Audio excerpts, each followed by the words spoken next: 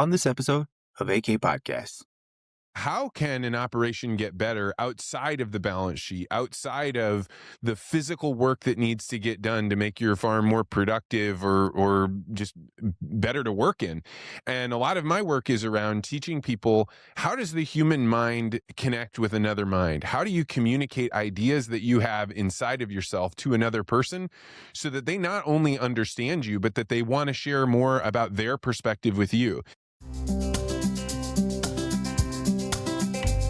You know you're a hay nerd when you walk into a hay barn and you just love that smell. Doggone it, I gotta put more corn in. I'm gonna have to add some soybean meal.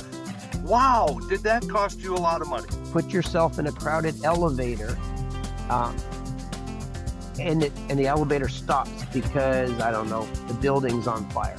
I really like to ask them what's important to them. We're here for the cow. She's giving us all the profits we need to maintain these facilities and buildings and employees. Man, let's take care of her. Roadway, I'd call it more as a roundabout. And it's kind of like a weird analogy where we're, as farmers, farming and raising these livestock up, and then themselves are kind of have their own, herd of microbes in their gut that they're raising up. I have two great passions in my life. The one is people, and the second is cows. And I want to get the best out of them.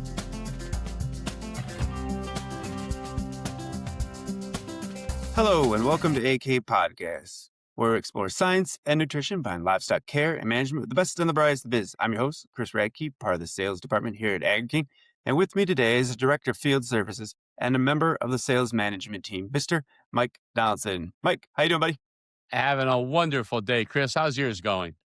Great. Hey, Mike, so we have a slightly different topic today. Who's with us and what are we talking about? We do, Chris. We have a little differently themed episode for you people this week. Instead of our usual focus being forages, aspects of animal husbandry, nutrition, we are going to change things up today. Good communication has never been more important in agriculture than it is currently. Farms are bigger. There's more people working on them. People have dealings with employees like never before, but also the business relationships that they have outside of their own farm are becoming a more and more important part of their business. When you add in how the quality of actual spoken communication seems to be on the decline in many cases, we think this is an opportunity for someone who will work on their communication skills to pick up some nice advantages. And today's guest has made it a very important part of his life to help people improve those communication skills. Today, we're joined by Vance Crowe, founder of Legacy Interviews. I was first introduced to Vance at the 2026 Michigan Pork Symposium, and Vance speaks regularly to agricultural audiences across the country, in addition to his business's one-on-one work. I was drawn first to the depth of his experiences, both in and out of agriculture, but also to a philosophy of his interest-based communication. I'm going to ask Vance to finish his own introduction. He can give you his background, and I'm going to prompt him to tell you the story about applying for the job he didn't want and how getting that job wound up changing a lot of things in his life. And then he can move into that philosophy of interest-based communications. Thanks. Vance, thank you for joining us today. Please tell us about yourself. Well, I'm glad to be here. Yeah, that Michigan Pork Symposium, it's so funny because it seems like a long time ago, but it really was just this winter. And that talk, like many of the talks I'm invited to give, are where I'm brought in to say, hey, how can an operation get better outside of the balance sheet, outside of the physical work that needs to get done to make your farm more productive or just better to work in? And a lot of my work is around teaching people, how does the the human mind connect with another mind? How do you communicate ideas that you have inside of yourself to another person so that they not only understand you, but that they want to share more about their perspective with you? And just like at the Michigan Pork Symposium, I travel all over the United States, Canada, every once in a while to Europe, to give talks on this subject. But I did not set out to do this. This is never, ever my dream or my what I was going to do. I was always wanted to be in communication. I'm like that little kid that just can't stop talking, that's using words way beyond his understanding of those words. But really all I want to do is just talk. And as I got older, I would tell people when they would ask me, what do you want to be when you grow up? I'd be like, well, I want to be a communicator. And they'd be like, there's no such thing as a communicator. You need to go into marketing. You need to go into PR. You need to go into some field. And to make a very long story short, the big transition in my life happened when I was invited to interview for the director of millennial engagement at Monsanto. And this is kind of a funny story. I'm glad you're letting me tell it. It's a fun story to tell. When I had first heard about Monsanto, I thought what everybody else thought, which I don't know, young people today probably won't know this, but 10, 15, 20 years ago, Monsanto was viewed as pure evil. Just that was like in every documentary. If you just mention the word Monsanto, people would be like, oh yeah, the dark place.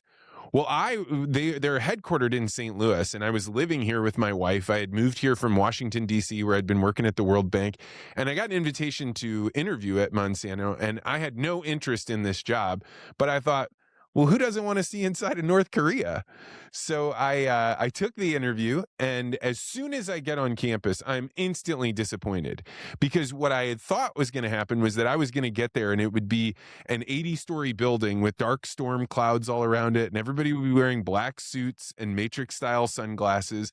And so when I pull up and it's a 2-story campus with a fountain, and the person that greets me at the front door has a ponytail, is wearing a sweater, and her name's Holly, this does not match my expectations. So I go in to do the interview, and I don't know if either of you two guys have ever interviewed for a job that you don't want, but it is about as much fun as you can have, because you can say anything you want. And so in my first panel of interviews with the people, they would ask me questions like, what's your preferred management style? And I would respond like, oh, I like to be given a task and then be given a lot of autonomy to be able to do my work. Why is it that you're poisoning the Gulf of Mexico? And then, they were a little bit shocked, and they'd try and answer my question. And then they'd ask me, tell us a little bit about your leadership style. And I'd say, well, I prefer to give people goals and to give them resources, and then wait until they need something from me to intervene. Why is it that you are suing farmers and taking their farms? And I just kept doing this. It was like every chance, why are you causing Indian farmers to commit suicide? These are the things that were going on in the world, and I wanted to know. And they were very genuine in the way that they answered the questions. Oftentimes they were a little caught off guard. But what was crazy was that we did this for 7 panels, each panel being an hour long. So I did this to them for 7 straight hours. And eventually, Holly comes back in after all the panels are done, and she sits across the table from me, and she says, Vance, we're now done with all the panel interviews. Do you have any remaining questions for me? And I said, yeah, you're going to hire a person to do this job and represent a company that everybody knows is evil and dark. How are you going to train the person to do this job, to go out and represent you to the world? And Holly paused and kind of looked away for a little bit. And then she said, well, at Monsanto, we train people based on their real skill set. And since you've been so curious, I think if we hired you, what I'd do is I'd write a list of 50 people from throughout the company, chemists, breeders, farmers, attorneys, communicators, everybody throughout the organization. I'd have you sit down and talk with each one of those 50 people. And then when you get done with that list, you and I'll sit down and we'll figure out what you do and don't know. And then I'll write you another list of 50 people. And in that moment, a light bulb went off in my mind. I was like, I love talking to people. I love prompting them to tell me things. And I was given being given a chance to run around this company and ask anyone anything that I wanted. So there were absolutely only two outcomes that would be possible. Either I was going to discover that what everybody already knew, that they were evil, and I was going to discover the inner workings of that, in which case I'd go write the greatest tell-all book of all time. Or you would discover that what I thought I knew maybe wasn't as clear or wasn't as obvious or as true as what is really true. And that perhaps I would discover that agriculture was growing food more bountifully, more effectively than it ever had before in the history of human civilization. And yet people are afraid and even angry about how their food is being grown. And so within those two things, there is clearly a communications problem. And so I now had a new problem in my life because I had gone out that morning telling my wife, haha, I'm interviewing for a job I don't want. And now I was going to have to come home and explain to her why I really wanted that job.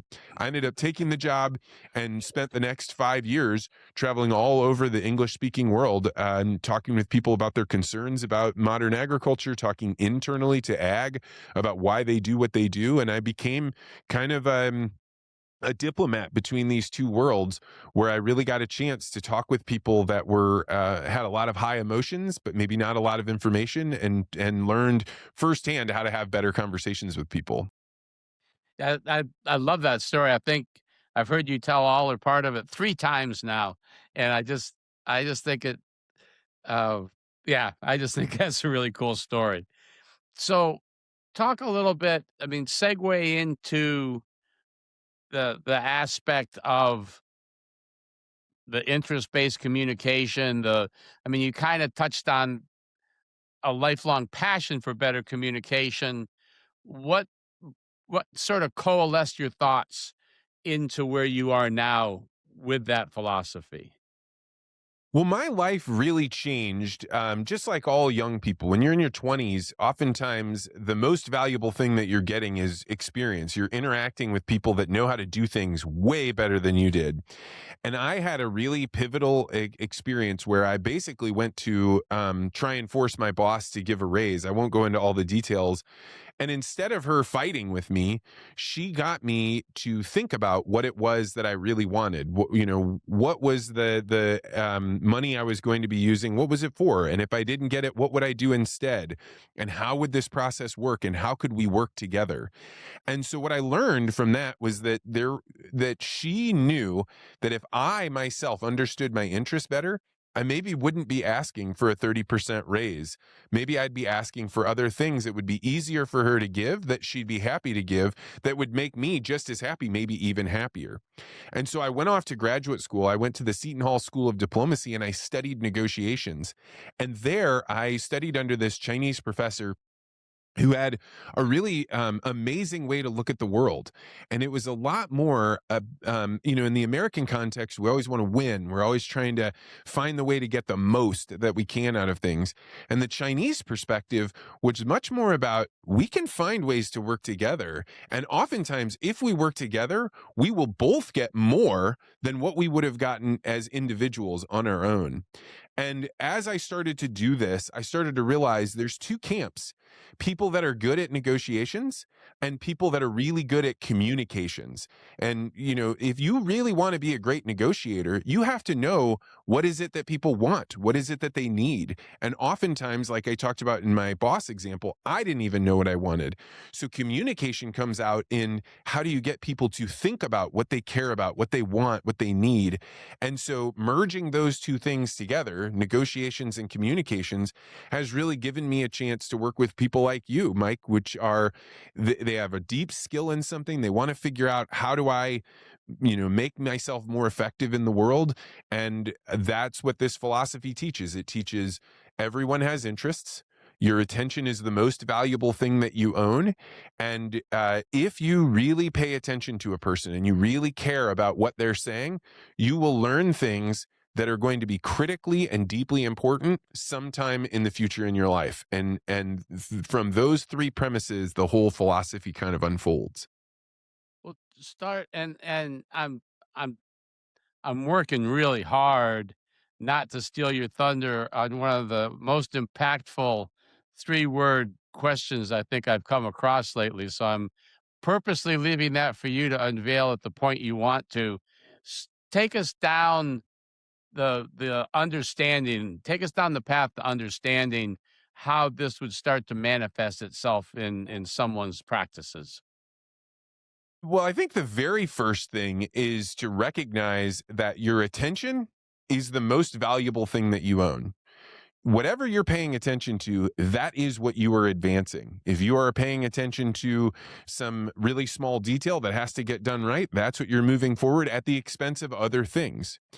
And one of the things that I think often happens is when we're talking to most of the people in our lives, nobody's really paying attention to one another. It's most of the time it's a transaction. It's a, I need this thing from you, so I'm going to ask, and I'm going to just try and find out what the information is that I need so that I can go on to what I'm doing next. But if you first understand that if I'm going to be spending my time talking to a person, I'm just going to give them 100% of my attention. I'm not going to allow myself to be distracted. You begin to see that the conversations you thought you were having are actually much deeper, have an opportunity to be far more beautiful, and will express things to you that are really helpful that you didn't know you could learn from this other person.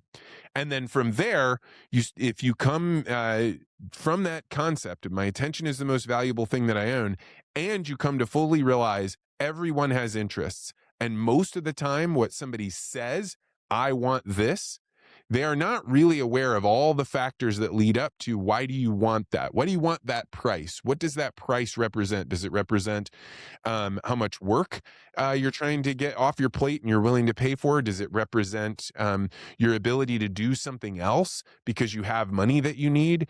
So in combining those two things, once people begin to start to understand that this is the way that great negotiations happens, they can begin to, you don't need a Mad Lib. The classes that I teach are all about, if you understand these things, then you begin to see the world open up in ways that you couldn't predict before you start doing it.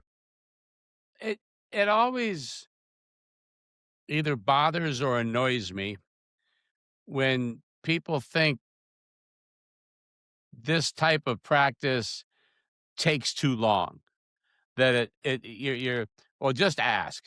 You don't need to go into all that question, all that detail. You know what you've got. You've got to guess what they want. Just ask. And it sometimes it just seems rude. Sometimes it just seems stupid. But between those, how do you? I mean, you sort of laid it out. But if I was to say to you, well, you're just taking way too long, convince me I'm wrong.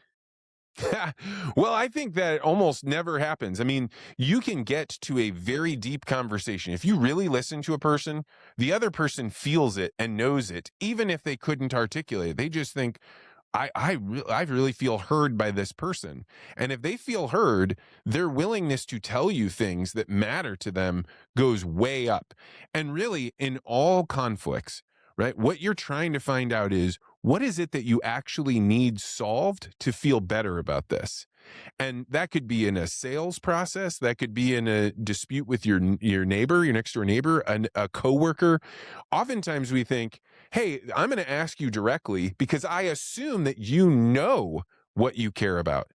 But I believe, and really having done hundreds of legacy interviews where I record people telling their life stories, I've come to realize that most of what we think of as thinking, we think, hey, when I'm talking to another person, they're aware of what matters to them, what they care about, what they want. But the truth is, life is going so fast that in order to be able to contain all of our challenges, we decide that's my problem and this is what I want in return, in response. I want this price. I want my neighbor to do this thing. And we don't really unpack why do we want that. But when you understand all the things that come into why do you want that, now all of a sudden the position you asserted, I want this thing, doesn't seem quite as important. And so the interest-based negotiator may take a few more minutes to talk, but the depth at which they can solve a conflict between two people is infinitely more valuable than the person that's going really fast. Last month I took a class that I took a class that Vance offers, and of the 12, 13 people in the class, the majority were fairly large crop farmers, often with a tie-in to being a seed dealer, but the majority of their purpose for being in the class was the people that work on their farm with them. It was almost a common thread. Most of these people were between 2 or 3 and up to almost 10,000 acres. Do you see, even now, a lot of hands-on farmers that struggle with doing something besides ordering things done? And I mean, I don't want to cast farmers in a negative light, but they often got where they are by going out and doing things. They weren't necessarily well schooled in different aspects of management, especially people. And it is it something that you see and deal with quite a bit, where farmers benefit by backing up and realizing it's not enough for me to just tell someone, go do this. There needs to be a deeper understanding. Yeah, I mean, I guess I would zoom the camera lens back and say, really, it's anybody that is good at accomplishing things. They often struggle the most with saying, hey, let's take a pause and zoom out and let's see what is the bigger picture here. Because you're good at getting things done. You're good at having self-discipline, at saying, hey, these are the things that I know I can control and I can do. And I think that what I'm really proposing is, for the achiever, these people that seem completely unreasonable to you, they seem like they're either lazy, or they seem like they're not paying attention to you, or they don't care as much as you. When you start to observe that that is your opinion of them, then it's time for you to say, let me go check those assumptions. Let me go find out, how is it that they came to decide to do the project that way? How is it that they are approaching this problem, that they're getting an outcome that is not satisfactory to me? And you think like it should be very, very obvious. But as Mike, as you know, I often will show a painting and that I use in my studio, and I'll ask people, what do you think, what do you see when you look at that? And what's crazy is everybody that looks at it's like, well, I know exactly what it is that I see, and everybody else sees this thing too. But as soon as people start telling you what it is that they see, you realize some people think that's an old lady. Some people think it's an old man. Some people think it's a clown. Some people think that person's in a field. It's not a trick painting. It's that everybody comes with a different point of view.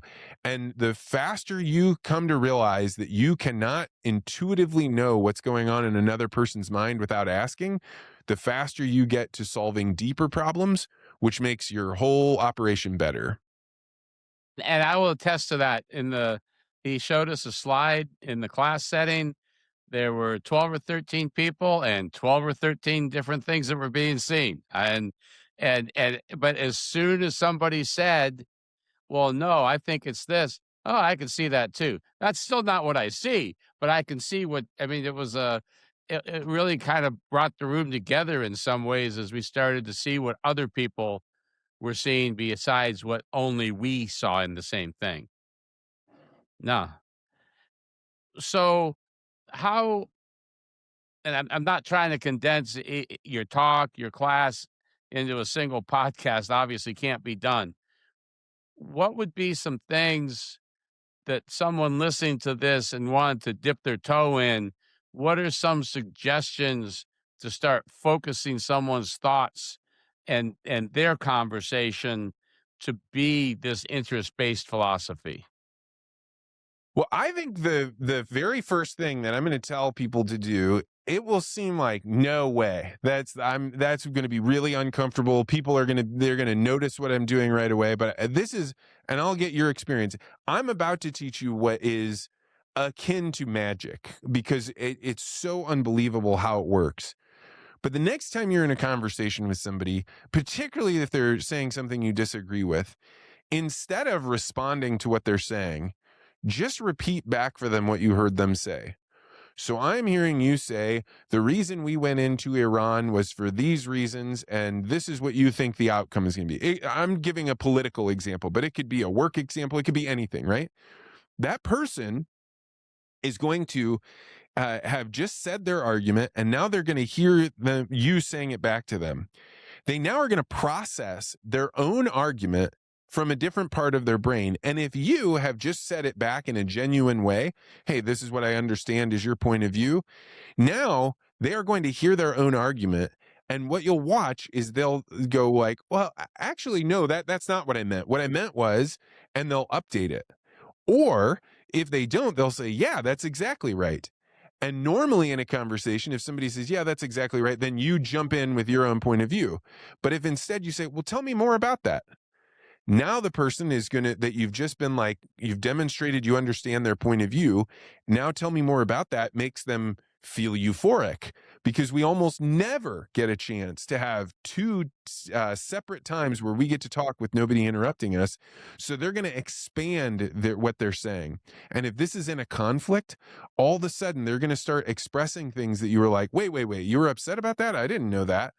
But if you just keep mirroring back what you've heard them say without saying anything at all about your perspective, you will watch the entire argument open up, and you'll see the person becoming more reasonable. They'll be much more relaxed, and they're going to be much, much more open to what you have to say after they've been able to get all of their ideas out. Because what you're really offering them a chance to do is they're getting a chance to think.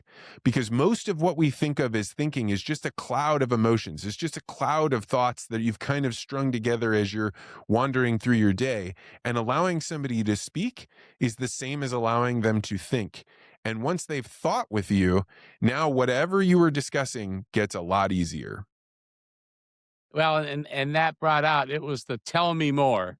That's what I wanted to let you be the one to say, because when I heard you talk about it at the pork symposium, and I've spent a lot of my life trying to learn how to ask better questions and how to engage in conversation, and something that simple has somehow escaped my awareness up until that point.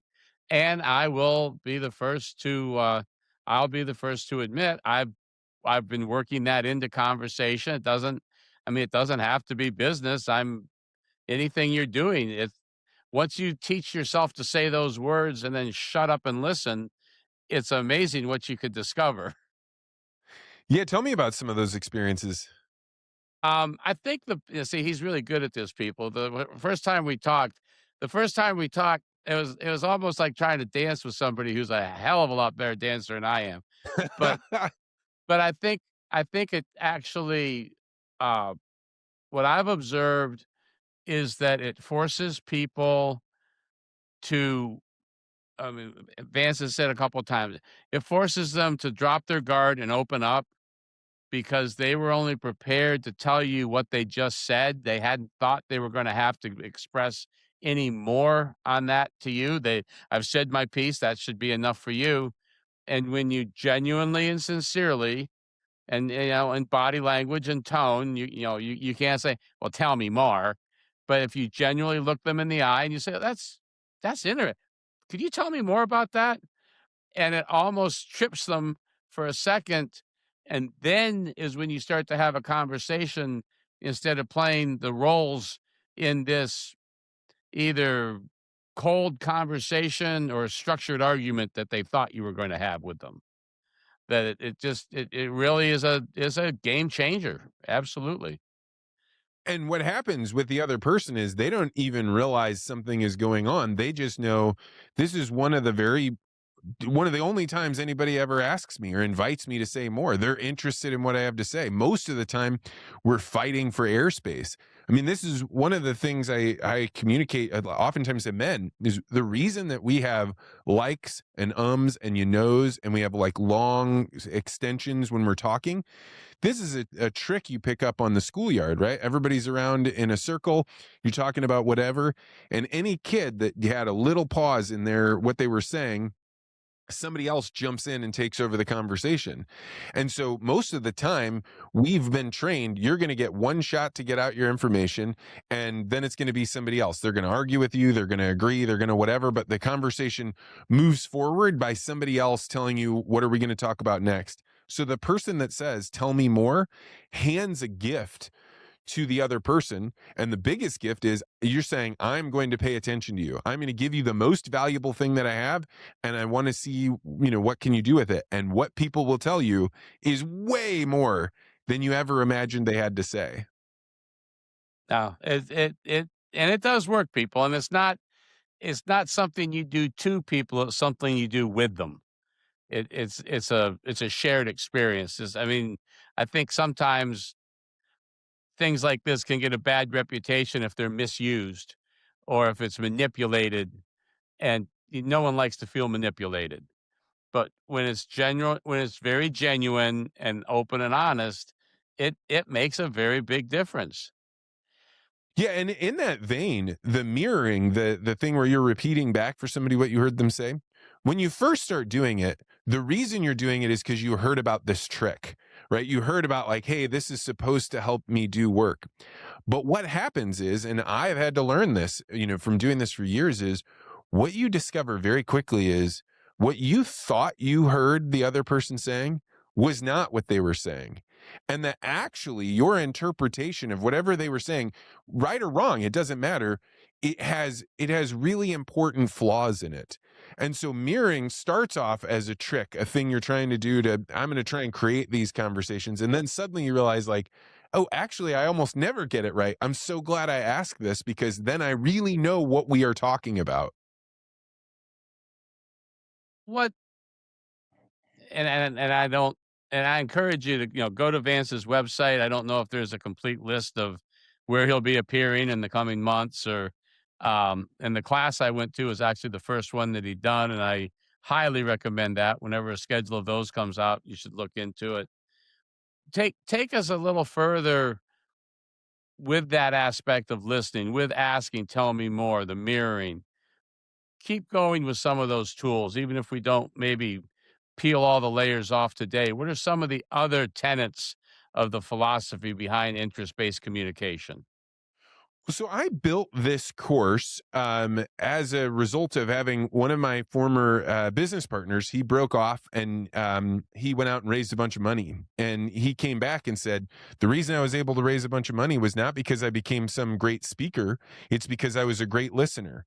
But now I'm hiring all these scientists and I need them to have the listening and speaking skills that you helped me develop. So the class is really built for highly logical, very direct people. It was built for scientists initially. Now it's been done with, like you had said, like high performance doers, guys that are running big operations, and they're often really logical people that are quite direct.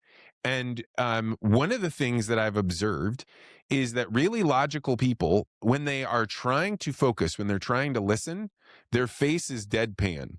Right? They are super locked in on you. And so a person that maybe is of a lower rank or is a little bit nervous, they see a person that is staring blankly at them and they think, I'm pissing this person off. I'm making this person not have a good experience. I feel uncomfortable. So they get more and more nervous, right? They speed up, they do all these things to try and not have this discomfort that this other person doesn't like me or they don't like what I'm saying. So one of the things that very direct people can work on is very subtle, but cues that you have, the power of raising your eyebrows while somebody's saying something, leaning forward, like you said about the people at the IHOP, right? Somebody's listening if they're leaning forward. It's reacting, it's nodding. Now, these are things that you think like, body language, how big of a deal could that be? But what it is it is a silent language that human beings can interpret a huge volume of body language messages that you're putting out there. And if you're one of those people that's really stoic, very straight, don't give out any emotion, you often are kind of blinding the person. And that nervousness that they feel will prevent them from speaking. So if you are one of these people, one of the best things you can do is start to really observe, what signals am I sending that aren't words? And I think this is far more powerful than most people would give credit to at first blush. Do you think this has become a more common challenge in the last 20 or 30 years? And if so, why? Well, I think so. When I studied under this Chinese professor, Zhang Wang was his name, I remember he told me, he said, Vance, in China, we have this terrible problem. And that is that because of the one child policy, kids didn't like fight with one another. They didn't have siblings. They didn't have other kids to like look at and play with. And it came about at the same time that the internet came on. And so Chinese culture is not one that has confrontation to begin with, but now kids are really confrontationally averse. And I kind of laughed, and I remember thinking like, oh, that would never happen here. Well, fast forward 20 years, and we are in a different landscape. We do have kids growing up with fewer siblings. We do have kids where when they want to have some kind of a confrontation, they do it over text. And I think that we all would love to just be like, I'm just going to send this message and try and resolve this problem and then send it back to me, right? But what I have noticed is actually young people are the most hungry for this material. They are like, hey, I want to be able to be to address conflict. I want to be able to speak up for myself. I want to be able to negotiate in a way that doesn't make me feel like I'm being some hard-knuckled manipulator that's fighting through things. But I think that it's a reality that much of the things that were in place in our culture that guided us and taught us a lot of these skills, those have been removed. And that we're, as we've been in this age of acceleration where technology keeps moving faster and faster and faster, a lot of these skills people know that they don't have, but where can they go to develop them? And this is really why this class has become, I think, so popular, is because people really know this is something that is keeping me back from leading the full life that I know I could do because I have great ideas in my mind. I just don't know how to get them expressed or get them understood. And as we talked before we set this up, we obviously are gearing towards an agricultural community. At the same time, I'm a firm believer if we can help someone's life be better, that's part and parcel of being a good company or a good organization to work with. And I know you've got some children of your own. What would you recommend to a parent? How do you take some of these steps right within your own home with the kids of any age around you? Well, as a parent that has been humbled, right? You have kids and they cry and I'm reluctant to give very much parenting advice. However, I will say this: being present is your attention, right? And I think that parents have so many pressures on getting work done, on getting all the things they done that they need to, that we often look at childhood or whatever situation our child is, and we think, hey, you're going to understand this when you're older, or I can't wait till we get past this phase. But that truly your children are just as much living their life right now as a 3-year-old as I am as a 44-year-old man. We are equally alive. We are equally having moments in our experience. And so I try and recognize that their time and their attention is no less valuable than mine. And that really humbles me. It doesn't mean I put up with wild tantrums or, give in to any of these things, but I do take seriously the words that they use, the emotions that they're feeling, in the same way that I would take a 44-year-old's emotions and feelings, recognizing that they don't have them as developed as we do. And that has caused me to be a lot more patient. And children are chaos, and it's hard to be patient. So I give this advice with all humility, because if somebody was driving by my house on Saturday, my daughter was throwing a tantrum and ran down the street, with her arms up in the air yelling, "Mommy, come back." So I say this with humility. Well, there's people that'll tell you they have issues and problems, and people that will lie to you about other stuff too. So it's that's great. So I want to be sure we get this philosophy covered in a way that not only gives you a feeling like it was worth your time to join us, but also hopefully elicits some interest that people hearing this will dig a little deeper. And I don't want to say closing thoughts. We can be on here for 20 more minutes and I'll be fine. But what it, I guess I'm giving you the opportunity now to be sure you get anything you want. If someone never hears you speak again, that you've gotten the chance to make the impact you'd like to make on them, or hopefully someone is intrigued enough to come looking for more information. Well, I think the thing that I would hope people would take away from any part of the interest-based communication philosophy is that you do not have to fear conflict anymore once you have taken on this philosophy. And because what you realize when you really understand what I'm talking about here is that conflict is just a signal that there is an opportunity for things to be better. And this goes all the way down into the deep recesses of how you feel about things, right? Sometimes we look at somebody and we're resentful of them, right? Resentment is a map. Resentment tells you, I feel like I should be here, I'm over here, and there's some kind of delta there. There's some kind of gap. And instead of walking away or shying away from that, you can start to say, hey, I want to know, what are my interests? Why do I want to be in that other spot that I'm not in? What is it that I think would change about my life if I were there? Okay, now what other ways could I accomplish those goals? Who could I engage with? Who could I ally with? Or if you say, hey, I'm in conflict with this other person, you know, what are the things that you could do that would be empowered if you understood their perspective better? How would it be? How much more open would they be to you if they knew that you understood them and that you were able to articulate what you thought? And so the thing that I love about the class that I teach is people come back to me about a month or two afterwards, and they'll tell me, hey, I started solving problems that I had been avoiding, and I started to realize that they accelerated, things got better, things got more interesting.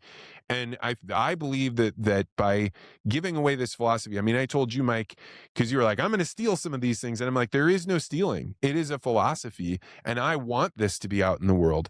I teach it as a function of getting people real tangible skills. But my belief is, the more that we have better communication, better negotiation among people, the more good things get put into the world, and the whole world gets better as a result of it.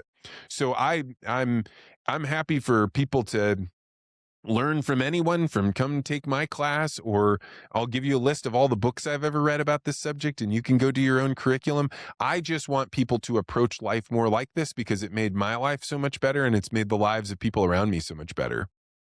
And I can't help but feel that this is a time of incredible opportunity because it's so easy to live a solitary life with a 4-inch screen in front of you and retreat to a world where you only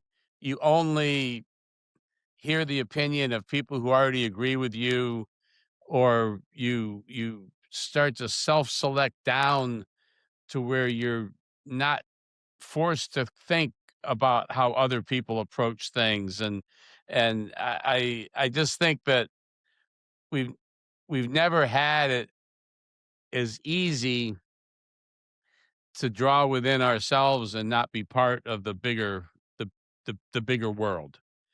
And so yeah, perfect. Any other thoughts, Vance, before we turn you loose? Well, if anybody is interested in taking this class, I built a website, articulate.ventures/IBC, interest-based communication. So articulate.ventures. And you can go there. You see we have a few classes coming up. Actually, Mike, after our experience, I'm taking it from 2 days to 3. We're going to start doing more another nighttime activity and just give people the thing that people get from this class. Well, I'd take it to you is the practice. Right? We don't do fake drills. We do everything where we say, bring your real challenges, and everybody commits to confidentiality. And I want to give people more space to try out their things, to work out their challenges. And we have another class coming up right at the beginning of May. So if people want to sign up for that, it's right there. Well, that is perfect. I mean, from someone that barely 6 weeks ago I didn't even know existed on this earth, I appreciate you now taking time. It's good to have a friend in St. Louis, and I appreciate you taking time to help us all with a little better understanding of being a better communicator. Chris, what did you pick up today? I'm gonna say my big takeaway is your attention is the most important thing we own. I think that's just valuable, and I'll tell you what, I'll probably use some of these tricks with my kids or little hacks. I do the mirroring thing with my children, especially the younger ones, and it's amazing how you get to hear what they're because I'm trying. He's only 9 and process like where he is, so it's a good way of just reading their what they're how they're processing things. So, hey Vance, I appreciate your passion. Thank you so much for sharing your story and your knowledge, and just I like the idea that you don't want to keep it in, but you're willing just to help to better the world. I love that passion and that excitement. So thank you so much for sharing that with us. Thank you so much for your time. If you like what you heard us, or you can find us on just about any of our socials. And you can hit us up with a question, or if you'd like us to discuss anything like what Vance is talking about or anything agricultural, you can find us at podcast@agriking.com. I will put Vance's website and his email at the bottom of this podcast. Vance, thank you so much for your time. And Mike, thank you so much for your time. Hey, thank you both very much. Thanks, guys.